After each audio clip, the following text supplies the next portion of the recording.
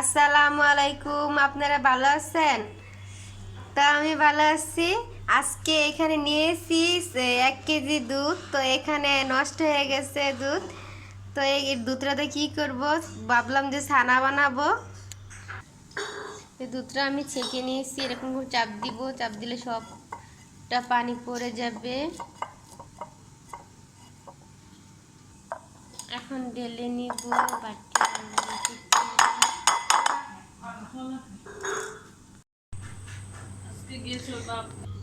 তো দুধটা আমি ছেঁকে নিয়েছিলাম, তো দেখি যে সাদা সাদা আছে।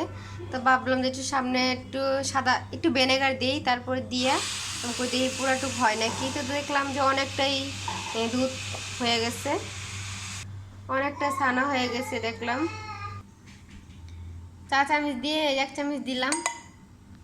তো এখানে 3 চামচ আমি নিলাম চিনি।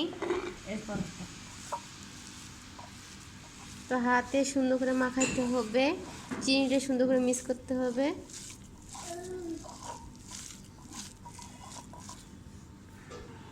দেখো আমার দুধের ছানা কিন্তু হয়ে গেছে, অনেক সুন্দর লাগছে। তো খাইতেও কিন্তু অনেক মজা।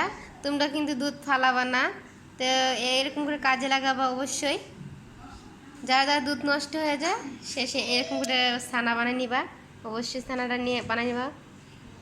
নষ্ট অপচয় করবা না, অপচয় করা ভালো না। আল্লাহ হাফেজ। তোমাদের ভিডিও যদি সুন্দর লাগে, ভালো লাগে, অবশ্যই তোমরা লাইক দিও। আমার ভিডিওটা অবশ্যই তোমরা দেখো।